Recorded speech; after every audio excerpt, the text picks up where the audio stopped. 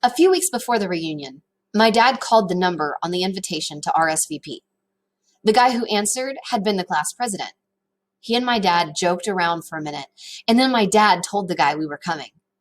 According to what my dad told us later, the guy said, "We'll roll out the red carpet then." When my dad asked him what he meant by that, the guy said that my dad would have to forgive him if the party wasn't up to my dad's standards. "We didn't know the gringo royalty was coming. We'll have to get the place repainted before you arrive." When my dad asked what the guy was talking about, the guy said he hoped my dad didn't expect them to all kiss his feet now, and reminded my dad how humble Panama was.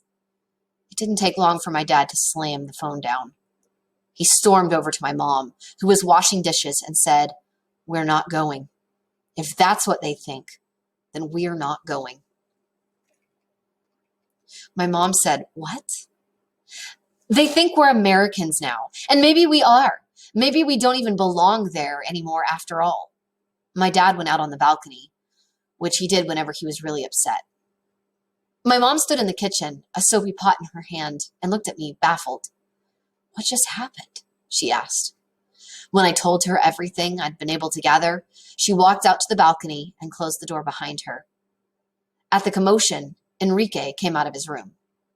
"We're not going anymore," I told him. "Huh?" "On the trip." "Are you serious?" Enrique asked. My brother and I huddled together, listening through the front door.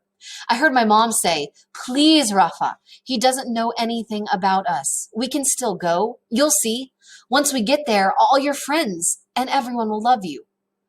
I imagined her reaching out to touch his shoulder, the way she did sometimes when she was asking for something.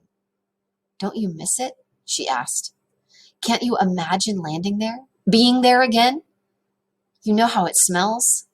The air there. And seeing everyone again. Please, Rafa." But my dad wasn't swayed.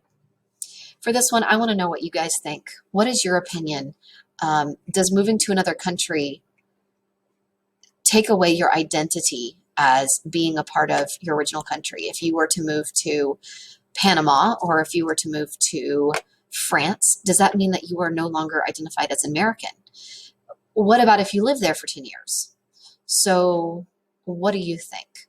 Did his friend have a right to say that? Are you still an American after that time? For them, are they still Panamanian? What do you think?